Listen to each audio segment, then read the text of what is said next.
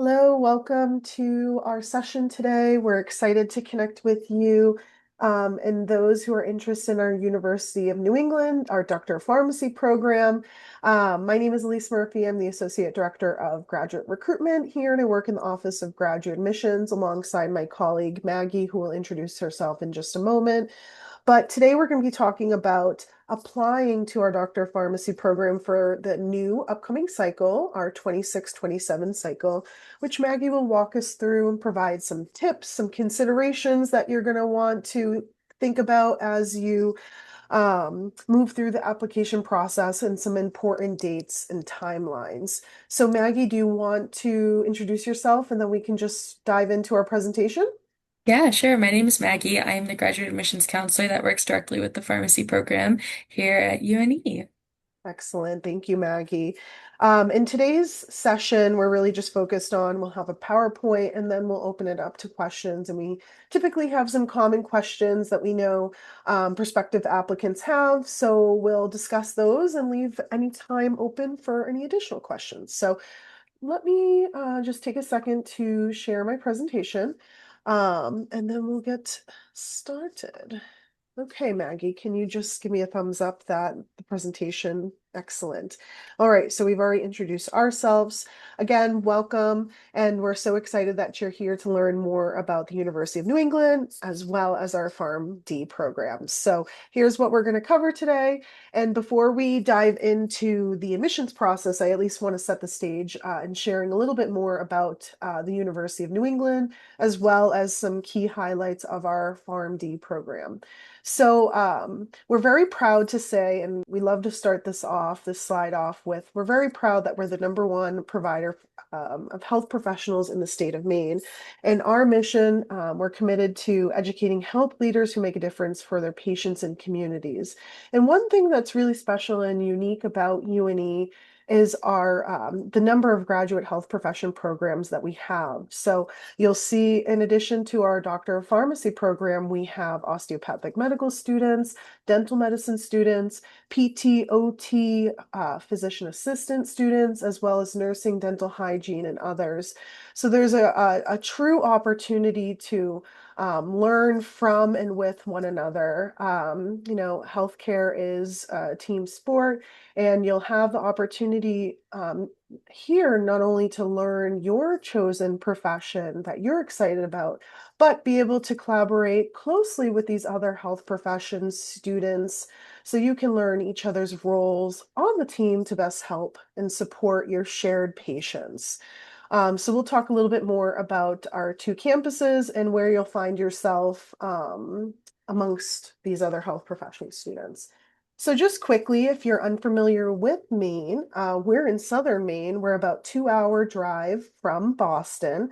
So it's really quick to just get down there and also just to go to many other points in New England and the Northeast. But we have two main campuses in Portland and Biddeford. And Biddeford's just about 30 minutes south of Portland. And as you can see, there's thousands of miles of coastline in Maine, so it's just a really gorgeous place to live, learn, and be. But here's a look at our Biddeford campus. As I mentioned, this is really our undergraduate campus. We do have some master's programs on here, but as a UNE student, you'd have full access to this campus. So if you were living closer to the Biddeford campus, there's a great gym, ice rink, pool, library, and other fitness facilities that you could take full advantage of, as well as a private beach. And what you're looking at here, this is the Saco River that opens up to the ocean. So the university is um, just a stone's throw away from the ocean. And a lot of students actually rent kayaks to kayak down the Saco River, which is pretty cool too. And then this is a look at our Portland campus for the health sciences. So this is where you'd spend the majority of your 4 years. We'll get to talking a little bit about some of your experiential education and where that will send you. But this is where we have all of our graduate health profession programs. So as I mentioned, the dental program, medicine, and a whole host of others. And what's really special, I think, about this campus is um, it's a college campus, but all of the students who are there are graduate or professional students. And you have that sort of similar experience and community as an undergrad, but your focus shifts and your passion obviously is clearer. So it's exciting to be able to connect with students who share that, but also with students who are closely connected to that just within their chosen field. And as you can see, we're a little bit further, but still close to the water, and we're about, I'd say, like 10 minutes out from downtown Portland, which is really great. And if you haven't visited Portland, it's such a great space and place to visit. You have great restaurants, music, arts. There's a lot of just community and culture too within the city. It's a very reasonably sized city that it won't feel overwhelming, but it's also not just going to be crickets and be very quiet, right, Maggie? So there's a lot of fun things to do in between, obviously studying and getting involved maybe with things on campus. But you'll be able to figure out what are your places and be able to have some fun in Portland too. And it's definitely worth a visit, and it would be a great place to live for a couple years. So that's just a quick little taste of the University of New England. Happy to answer any questions or share more about the university and the community that we have here. But just want to highlight some of the pharmacy program. So you again have a little taste of what we're offering. So we're the only pharmacy program in Maine, which provides access to students who are interested in going in and practicing in pharmacy in Maine. But we don't have any sort of quotas that we put on students coming from Maine only. We welcome students coming from New England and beyond. So Maggie can also talk about that from an admissions perspective. But we're a 4-year Pharm.D program, combining classroom, lab, simulation, and clinical learning. What's really exciting is you're going to have over 300 hours of patient care experiences, particularly with your IPPEs and your APPEs. And IPPEs are your introductory pharmacy practice experiences, and APPEs are your advanced pharmacy practice experiences. And your IPPEs will take place in the summer after your first year and then the summer after your second year, right, Maggie? And you'll have an opportunity to get exposed to a community in an institutional setting, but then have that continued exposure during your APPEs in your fourth year, which will run the entire length of your fourth year. And in that, you'll also have an opportunity to do rotations in inpatient, ambulatory, and then other electives too. So a lot of patient care experiences, and you'd work with our director of experiential education, Carrie Martin, to work to get placed in these settings. And they can happen in Maine, New England, and beyond. I'll get to sort of the last point about some global opportunities, but also students have had their pharmacy experiences globally too, which is wonderful. As mentioned before, there's a strong interprofessional community and a lot of opportunities to collaborate. So we'll often see pharmacy students and others working in our simulation center together, working through different clinical scenarios, as well as going out into the community, meeting elder teachers who are older individuals in the community who will work with our PT and pharmacy and PA programs. So there's a lot of opportunities to continue that patient-centered training and working with patients, even outside of the IPPEs and APPEs that you'll experience. One thing that I would really love to mention, in addition to this, you can also have some specialized opportunities.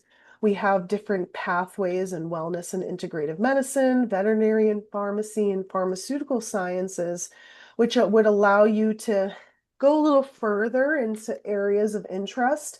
And you can utilize some of those elective opportunities in your fourth year to get exposed further So it's really, really a great opportunity, and it comes at no additional cost, and can be something that differentiates you um, when you're later applying to different settings. And last but not least, as I mentioned, there are a lot of diverse settings that you'll go into, and we've had students who will to Ghana, Japan, Spain, and there's other opportunities potentially on the horizon.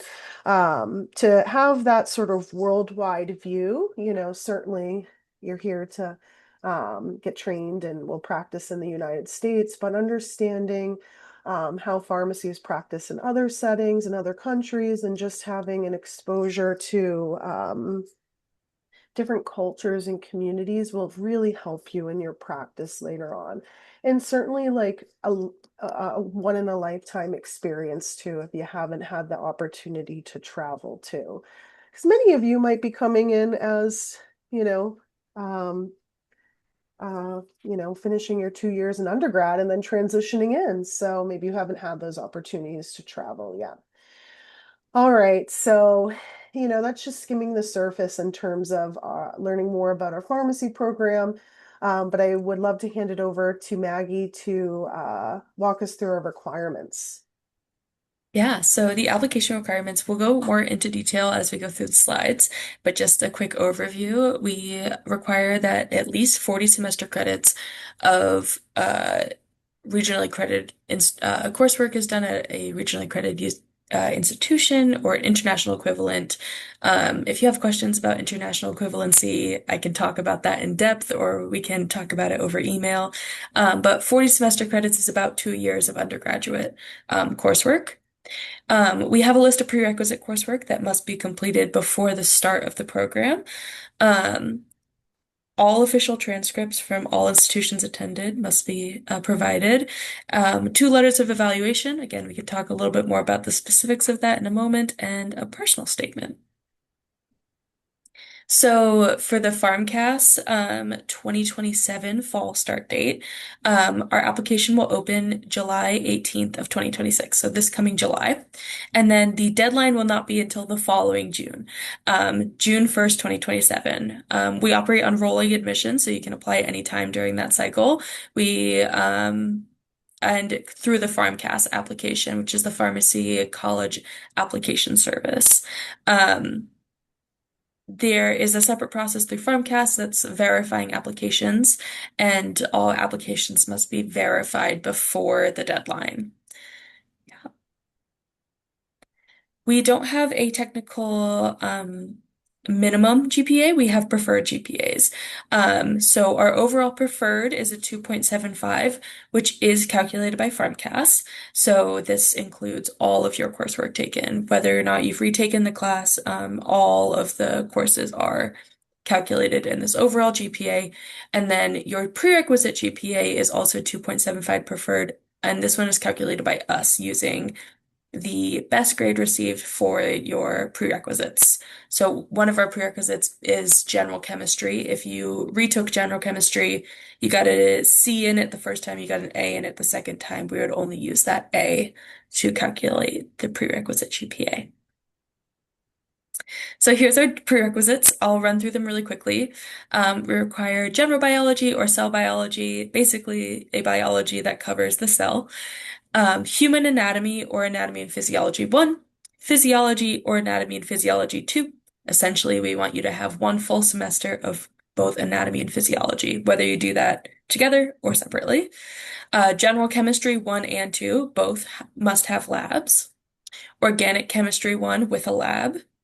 Organic chemistry 2 or biochemistry or genetics. So any three of those courses can satisfy that prerequisites, and those do not require a lab. Physics 1 or statistics, calculus or pre-calculus, an English course, a social science course, so that could be psychology, sociology, economics, anthropology, political science, anything like that. There's also a list of what counts as social science on the PharmCast website. It's a really helpful website when you're determining what will actually count for your prerequisites. And then general education, essentially anything but math or science that isn't already counted for a prerequisite. So an art course, a music course, anything like that that isn't math or science can count for that general education.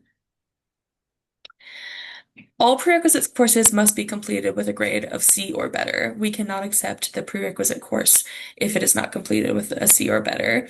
Math and science courses should be completed within 10 years of anticipated enrollment. So if you have older coursework, send me an email or anything like that, and we can talk about it. It gets reviewed by the admissions committee. It's not necessarily a hard cutoff, but it may be asked to retake the course. Um, and all planned or in progress coursework must be listed in PharmCast. You may apply with outstanding coursework as long as there's a plan to complete it before the start of the courses. So if you applied in August and you're going to start the following August, as long as there's a plan to complete all that coursework by the following August, then that is perfectly fine. And then AP credit is accepted, and it must be listed as AP. So your undergraduate institution must recognize it as an AP credit to be used. All right, so these are all the elements of your application. Can go to the next slide. Your transcripts must be submitted through PharmCast. All colleges, universities, community colleges, online programs, all of them must be included in your PharmCast application, even if you just took one course. Um, and they should be submitted directly through PharmCast. So if they're sent to UNE first, we cannot upload them to PharmCast on your behalf. You will have to do it through PharmCast directly. This is where you send your transcripts when you're requesting them. This address is available on PharmCast. PharmCast is a super helpful website in terms of contacting them and anything like that. If you're having a hard time with transcripts, they are a really great resource. Your letters of evaluation, we require two. We will accept up to four if you have more than two. We encourage that at least one letter is from faculty or a pharmacist who can speak on your ability to complete doctoral level coursework. Um, and our really only requirement is that letters from friends and family are not accepted. Um, yeah. So these are what your evaluators will be asked about. Be asked to evaluate you on a scale. Um, and they'll be asked to write on your behalf and submit it through PharmCast as well. Experience hours should be listed in PharmCast. All experience hours, whether they are related or not related, are always helpful and benefit your application. It is certainly recommended to have health-related or pharmacy experience, but it is not required. Um, so there is a personal essay that is through PharmCast, and it will be generalized. And then we also have a UNE specific short essay, which is also listed in PharmCast. Um, and the UNE specific short essay would ask you to list and describe attributes that you possess that will contribute to your success as a pharmacist. So after submitting your PharmCast application, you'll have to keep track of it. That was what I was saying about the verification process. You need to keep track of whether or not your application has been verified. If you're unsure of the verification status, contact PharmCast. They are really wonderful and will help you out with it. Um, and you will receive a verified application email from us once it's been verified. If you submitted a little while ago and haven't heard anything, I would always recommend that you reach out to PharmCast just to double check on the progress of your application. Um, Applications are considered complete when all of the materials have been processed. So that includes transcripts, letters of evaluation, and your personal essays. Um, and they will not be reviewed until they are fully complete. We will let you know if your application is incomplete, um, And once it's been verified, of course, you'll hear from us as well. And we will use the email address that you list on Farmcast for any and all communications. Interviews are required for the application process and are conducted by invitation only. Um, UNE will reach out to you directly about interviews. Yeah. So thank you, Maggie.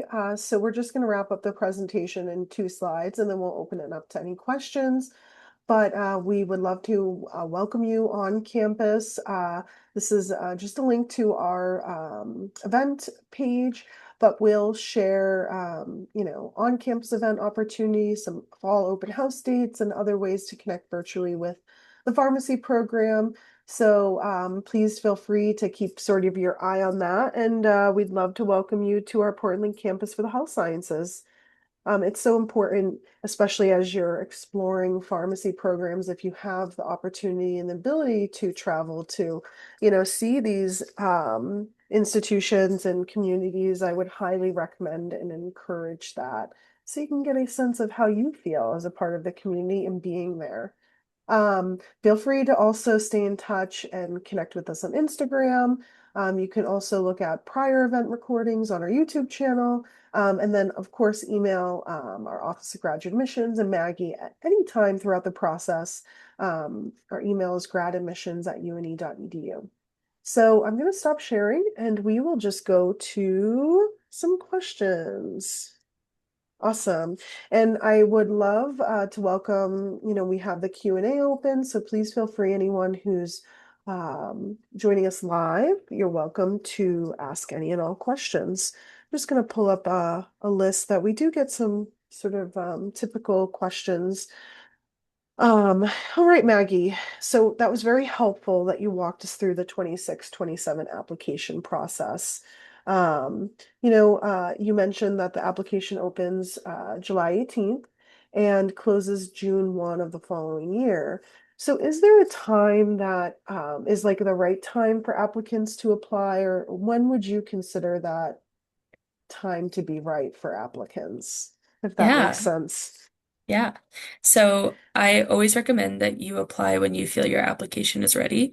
I wouldn't say rush it. Definitely work on your personal statement. We do review on a with a holistic approach. So we are reading your personal statement and your uni short essays. We're really considering your letters of evaluation. So submit it when you feel you're ready. I always encourage on the earlier side because then it solidifies for you what your plans might be in the future. But my recommendation is always when you feel most confident about your application. hmm I think that's really good advice, Maggie. So you mentioned a little bit about, it was actually my next question, holistic application sort of review. And that takes in sort of all of the components of what applicants provide.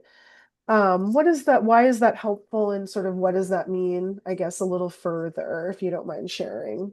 Yeah, so a holistic approach basically means that we will consider your entire application. So that includes upward trends. Maybe in your first year of undergrad, you really struggled, but we saw an upward trend towards your junior and senior year. We are considering that. We're not just taking your GPA face value and denying. Similar to that 10-year coursework, if you have some older coursework, but you have a lot of experience in the field and you continue to do coursework over the next X amount of years, we will consider those upward trends. We're not choosing a number, choosing one metric, and then automatically sending a deny. We really want to get to know you and um, see how you would fit into our campus community.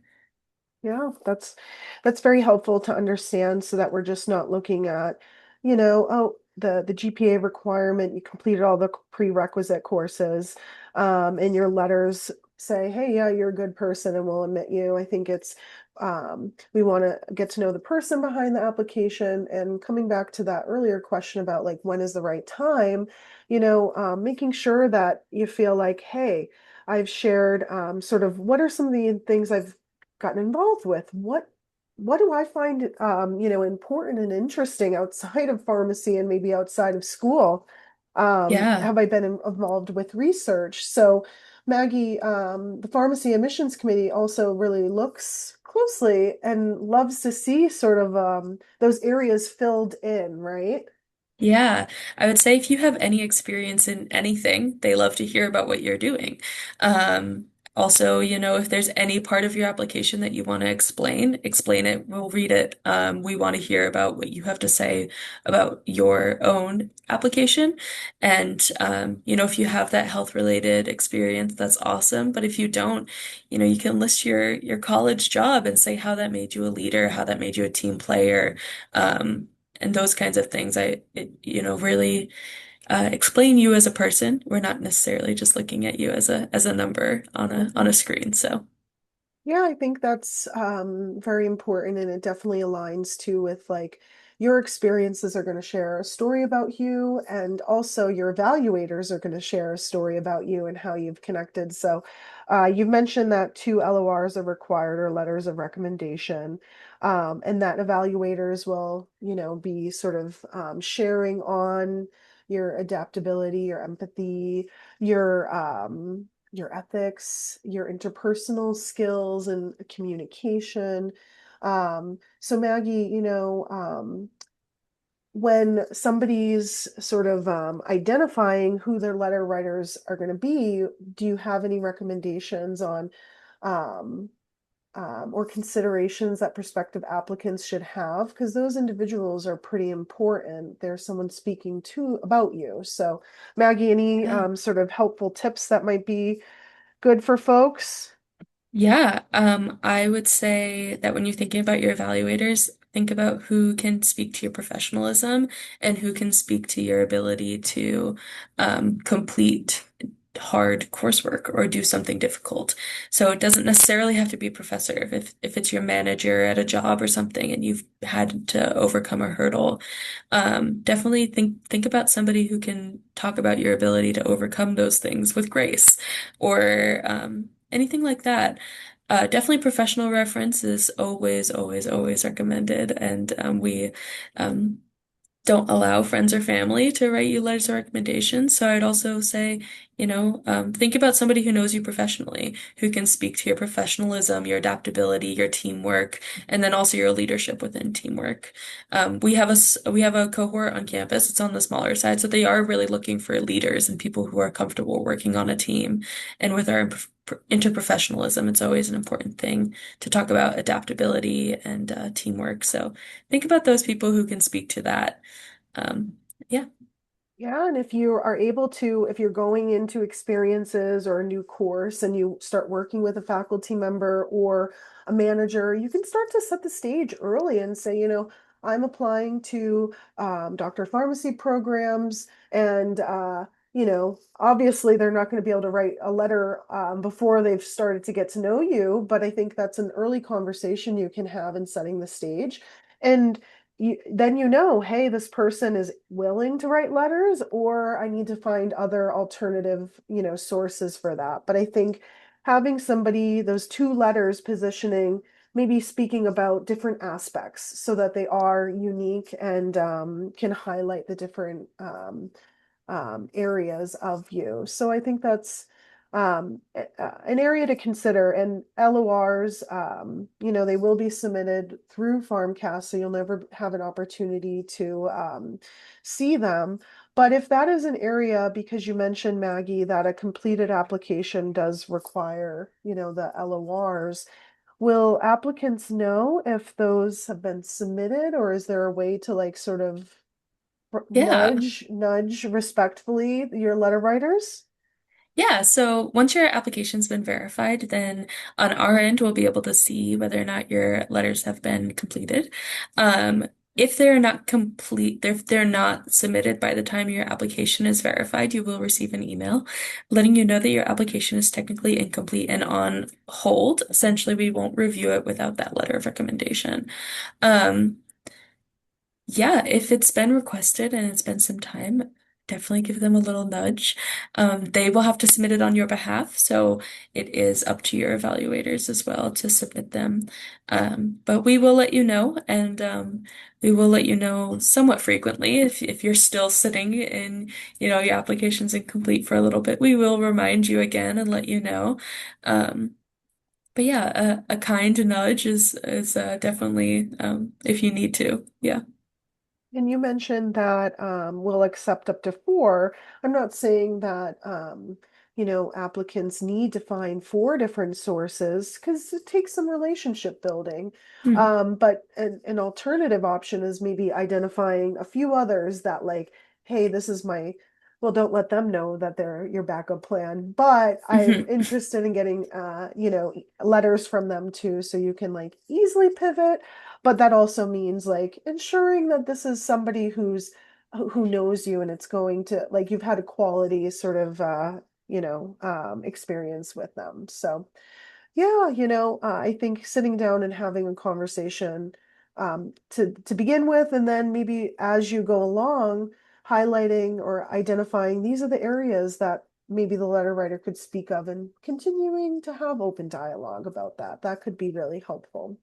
So, Maggie, you mentioned that like a completed app, requires the transcripts, LORs, are prerequisites, but you did mention that applicants can apply with planned coursework. So that means that they would, continue on in the review. hmm Yeah, so if you have some missing coursework, we will let you know. So when we have done a preliminary review of your application, you would have outstanding conditions. So those would be if you have planned coursework that you might have to retake, that the admissions committee will not be accepting, whether it's you got a below a C or it's on the older side, anything like that. We will put it in an outstanding condition, and that is expected to be completed prior to matriculation, so prior to the start of the program. You will receive an email about that. And if there are any confusions with it, always reach out, send an email. We're always willing to figure out what's the best course of action. Um, and yeah, some people like to set up a plan before they apply as well. So if that's something that people are interested in, you can also send over transcripts to our email and we can let you know where you are in your prerequisites. That way you can make a plan and reapply with that full plan fledged out.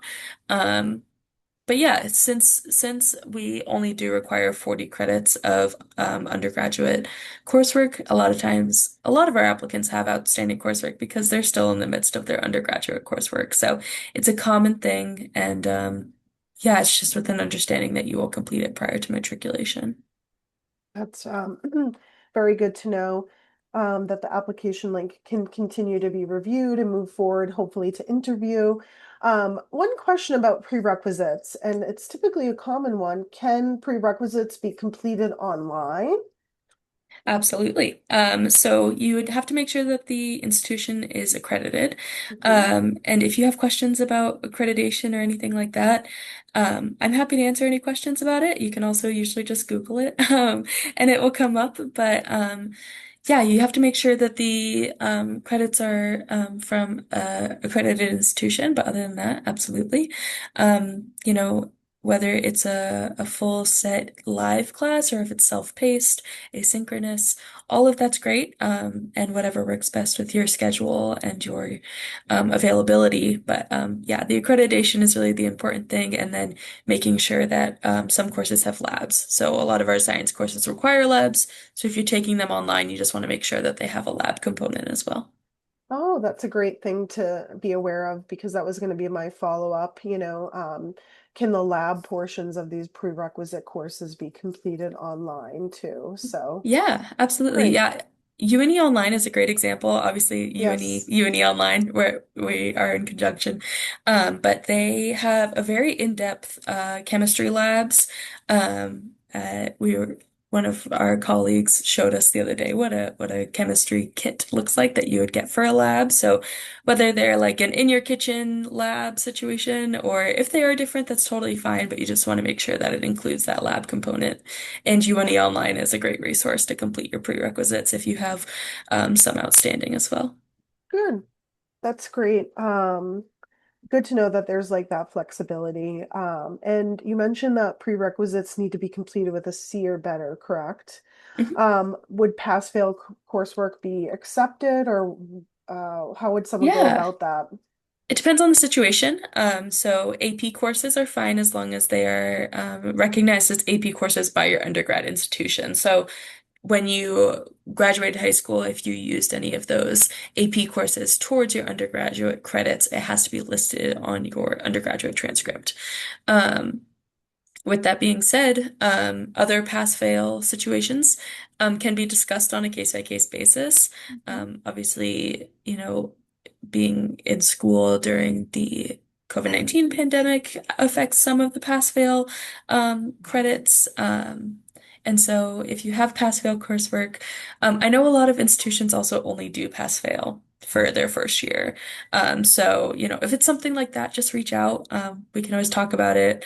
Um, I think, if you have questions about it, never hesitate to reach out.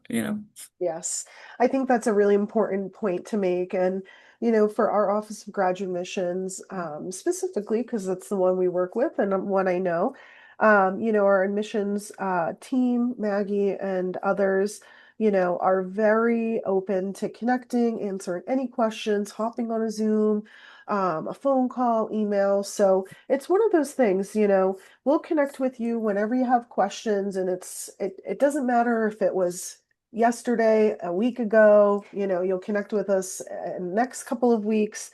We really just want to be here to support you through the process and make it as easy as possible, because filling out a FarmCast application and then monitoring it, making sure you're also, completing your coursework and all the other life demands that you have. We're just here to make sure that there's a little bit of ease in the process. So please definitely reach out to Maggie, particularly because she would be your point person throughout the admissions process for our pharmacy program. Maggie, I wanted to ask quickly, it was one more question about prerequisites. Okay, we'll move on. Maybe it will come back to me. Um, but I just, I guess, want to take a second to see if there are any questions, because I know we've been running through sort of a little free flow, some of the questions. Maggie, is there anything that you sometimes get from applicants that would be helpful for um, others to know, sort of common questions that come up or areas that are just confusing for folks? Yeah, let me think about that. I definitely get a lot of questions about our clinical rotations, because it's an exciting part of your curriculum. Um, I at least ran through them earlier, but I can also Yeah. just run through them quickly. So your IPPs, which is your first ones, would be a community one and an institution one. That's the community one is after your P1 year, so it'll be the P1, the summer before P2. And then the second one, which is the summer after P2, would be the institution IPPy. And then, like Elise said, your entire fourth year is APPys. So that's your community institution one, inpatient and ambulatory, and then you have two elective APPys. So if you were doing any of our special tracks like veterinary medicine, wellness and integrative medicine, or pharmaceutical sciences, your electives would be geared towards those APPys. And those would be not decided for you, but you wouldn't get to pick your electives because you're doing the one that you're interested in. But if you're not on one of those three tracks, your electives can really be what you found most interesting in your APPys. So if you tried ambulatory and you absolutely loved it, then your elective APPys can be ambulatory or inpatient or a community or anything like that. I definitely get a lot of questions about that and the opportunities for research. If you're interested Mhm. in research, I would definitely recommend you reach out to professors while you're here. A lot of professors here do research and they're definitely interested in working with you. Um, and Yeah, I think if you have an interest in research, always say it. We don't have specific research opportunities within the program specifically, but there's always opportunities to do more. Um, and yeah, those Yeah, are just go yeah, ahead, Maggie. those are my most common questions. If you're super interested in research, definitely look more into the pharmaceutical sciences track as well, because that kind of leads you directly into pharmaceutical research. Yeah, I think knowing a bit about the research opportunities, we're right now in the pharmacy building, and just I think 2 or 3 floors above us, we have our Portland laboratory for biotechnology and health sciences, and many of our faculty will work in that. And I think as a prospective applicant, you might not even need to wait to like start to make connections and learn more about faculty research. I know our senior associate dean for the School of Pharmacy, Conrad Ding, would be happy to connect with anyone and also serve as like a connector for other faculty, so that, you can start to learn about their areas of specialty and their research and see how that might align with some of the areas that you're excited to explore or just know what type of research is happening at the university. And there are also projects that you can sort of collaborate with other health profession programs too. And we did mention, interprofessional education, which maybe I didn't quite say that word. That's really just teamwork. It's learning from and with the other health professions.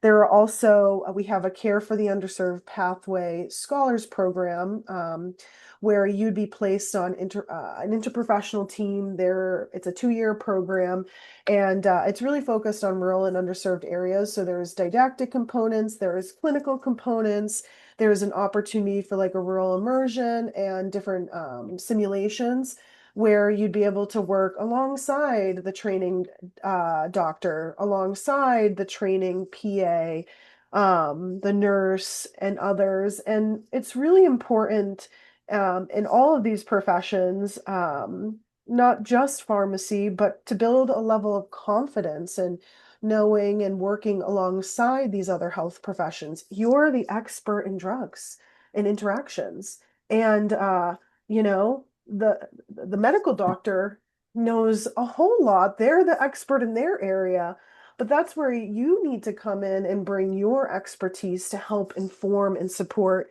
them, ensuring that your shared patient is, appropriately cared for. So you're an expert and an advocate, and I think being on a graduate health science campus that has training physicians and other health profession students, you can start to build that confidence and know, hey, when I'm out in the field or even in my IPPEs and APPEs, like I have value, expertise, talent that is important to share with the other team members. Um, so I think that's really like a unique aspect of UNE. And the opportunities sometimes are overwhelming and endless. I know the School of Pharmacy also has a number of pharmacy clubs specific to different areas and also different fraternities. So there's ways to, we also have an interprofessional honors distinction, which can be a micro credential that you add to your resume. The goal also while you're here is to build your resume and ensuring that and make those connections so that you can later, get placed and working in the right area. But it seems with pharmacy, it's a great pathway to so many different pathways. And I know, Maggie, you mentioned a lot of our different pharmacy practice experiences, but we've had students go and, practice later in the community setting, FDA, pharmaceutical companies, the hospital, and then switch different careers later on. So I think the opportunities within pharmacy are truly endless. And it's very exciting profession to um, have sort of those different pathways you can explore and diversify yourself. So yeah, Maggie, just working with the program, and I know we're wrapping up in a few minutes. You've been with us for a year. How has it been just sort of working with our um, the senior associate dean, the pharmacy admissions committee, just from your perspective, working with some of our faculty members. Yeah, the faculty at within the School of Pharmacy are fabulous. I mean, they are almost all of them are still working Yeah, pharmacists as well in a bunch of different fields. And they are an example of what you can do with a Pharm.D. They all have very different things going on, and they work very hard. They're some of the most passionate people ever. They all love pharmacy, and even just being around, especially in the building now, you see how hard they work to make sure that this program runs smoothly and that the students are accommodated. Um, and yeah, the lab experiences are really awesome. The hands-on experiences are awesome. Carrie Martin and Lynn work really hard to place you in your clinical rotations and make sure that you're at a place where you like and that you're excited about, and that works best for you. And so if I had to describe them in one way, I would say passionate. They care so much, and with working with the admissions portion of it, they care so much about what their cohort looks like and how they're going to have the best students they can in their program who are excited about pharmacy and who they think will excel. So yeah, I appreciate you sharing just some of your perspective and insight in terms of working alongside of them and just from your personal interactions, how it's been. And you mentioned our cohort is on the smaller size. I think every cycle is a little bit different, but we could have anywhere from, 25 to 30 students joining us. And while that might feel a little intimidating initially, you're like, oh my God, I'm gonna sort of be one of however many. I think, going into a program, it's really important to um, sort of not be one of many because this is going to be a very rigorous program. It's going to be intense. There are going to be times that it's going to be difficult for you. And if you're one of many, that support may not be instantly there. And I think one thing that's really unique and really helpful that our graduate campus provides, not only our pharmacy program, but all of our graduate students here, is a lot of student support, services, academic, whether it's academic, wellness, social, mental health. There are, academic tutors, we have counseling services, we have health services. We also have a student affairs office that has different activities all the time. And what it feels like, and I mentioned before, it feels like an undergraduate campus in the best way, where you're a little bit older, a little bit wiser, and now you're building towards your, next step in your professional journey. But there's, oh my God, intramural sports and different daily fitness classes. There's trips up to Acadia. There's the different ski mountains that students will go and have like $10 lift tickets to go ski, ice, skating, concerts. And you might not be able to explore and engage in all of those things, but there's a community around you, not only within the School of Pharmacy, but on this campus. And I think it's exciting to also be able to come here and also maybe meet, and connect with other students, because these will hopefully be some of your lifelong friends or professional network, that you can stay connected with. And who knows, maybe your paths will cross with probably with other UNE grads. So I think that's a really exciting thing. And Maggie, do pharmacy students like have academic advisors or faculty advisors that they work with? yeah, they work with faculty advisors who can help them, just work through what's going on. And then also, because you're in a cohort, you don't really need to worry about like the next step in terms of your courses. But, with your IPPs and APPs, your academic advisors can totally help you narrow down what you might be interested in. And so that way you can have productive conversations with Carrie and Lynn about where you want to go. So, yeah, you do have a mentor, throughout your time. Yeah, I think that's really helpful. Um, so I didn't mean to have a hard stop there. I was just trying to transition to my next question. So we have a few more minutes left. Um, and I think we've covered a lot of, I'm still trying to remember back to my prerequisite question, but it might not come to me. I did mention, we're the only pharmacy school in Maine. We do have a good number of our students coming from Maine, but that being said, we have a number of applicants and students who end up in the program coming from outside of Maine too. Does the program welcome it? How do they view out-of-state students? Any thoughts on that? Yeah, to be honest, during the application process, we don't really look at where you're from. That's not really a part of your application in our eyes. If you mention it in your personal statements, awesome. But it's not like we're preferring Maine students or New England students or anything like that. We're looking at you and what you're bringing to the table, not necessarily where you might be from. So we accept applications from everyone, including international students. So yeah, it's not really a huge part of our admissions process is looking at your geographic location. Yeah, that's good to know. And I think I would encourage, applicants, it comes back to sort of that like reason why, like why are you exploring UNE's pharmacy program?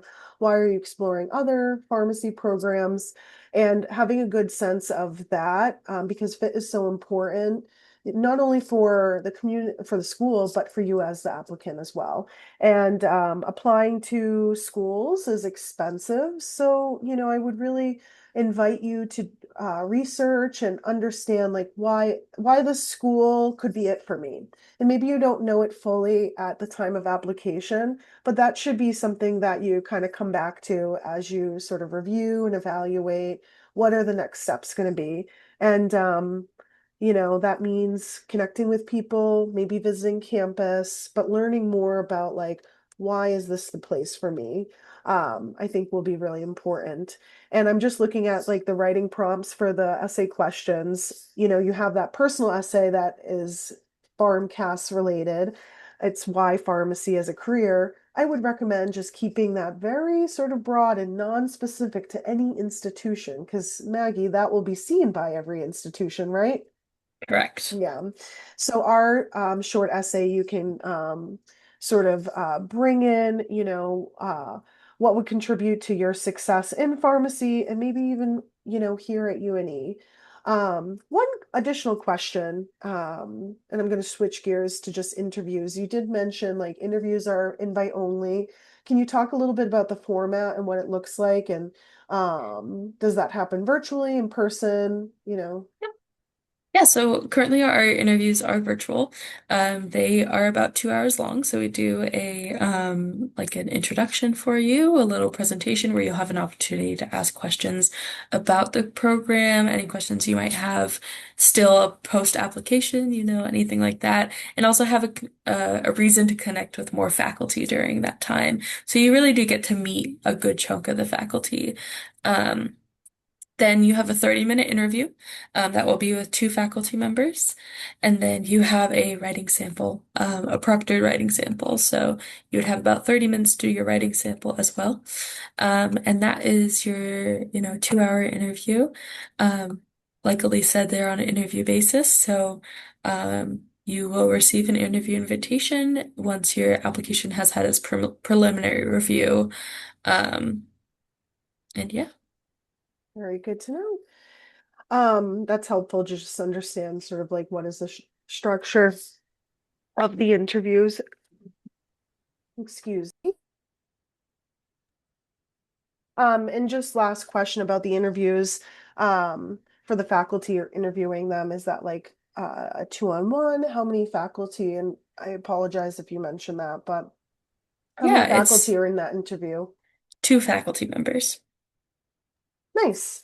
So, sort of like an intimate experience where you can have a conversation with our interviewers and they can get to know you and vice versa. And we always encourage to come questions. That's also your interview of us. So, um, the stakes are high for both parties, even though it's, it's formal, but also like we're not here to set you up for an overly stressful experience. I think as Maggie has walked us through the application process and many of the components of applying, we're really just looking to get to know you and also ensure that like you're going to come into the program prepared and successful. I add a little asterisk to that because the transition is going to be different, you know.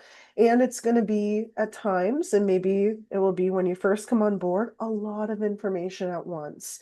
So, I think you have to sort of be easy on yourself during that time. But also, our admissions committee and the process is also ensuring that like you're going to be successful in starting and they see the potential of you being successful in completing the program. I think that's a major component of the application process as well, right, Maggie? Mhm. So we have a few short minutes left, and I think it's a good opportunity to wrap up here. We did get a couple questions that we've answered throughout our sort of second half in our conversation. So just to end, thank you again for your interest in UNE's Doctor of Pharmacy program. We hope you found this session helpful in walking through some of our admissions process requirements, considerations, and tips. As we've mentioned, we're here to support you and answer any questions that you have, and also be a resource to connect you to the other members of our community that are very excited and passionate about pharmacy, as you are. So we would invite you to reach out, and we're happy to make that sort of warm handoff and that connection for you. I think that's really important. And again, we'd love to welcome you to visit. Summer is a gorgeous time to come up to Maine. We do have some pharmacy campus tours scheduled, and we will have some fall open houses and then opportunities to connect virtually with our faculty and students. The summer's a little quiet because our second year students and are rising, or no, our second year students are out on their IPPEs, our rising third year students are out in their IPPEs, and then their rising fourth year students or the fourth year students are out on their APPEs. So come fall time, there will definitely be opportunities to engage with more students, but we'd love to connect with you this summer and this fall further. So thank you, Maggie, for your time. Is there anything else you'd want to end sort of with? Yeah, no, I think come visit if you can, and if you have any questions in the future, don't hesitate to reach out. Um, Awesome. that's about it. Excellent. So we hope you enjoy the rest of your day. And for anyone who's watching this back, all of this is true to you. Reach out, and our email is gradadmissions@une.edu. All right. Well, thank you so much for your time and joining us. And thank you, Maggie, for your helpful information. It's been great to learn more about the process and maybe clarify. I don't know if we did a whole lot of debunking of things, but, clarifying the process and making it a bit easier for folks. All right, I'm going to stop the recording and end the session, and we hope to connect with you soon. Thanks so much. Have a great day.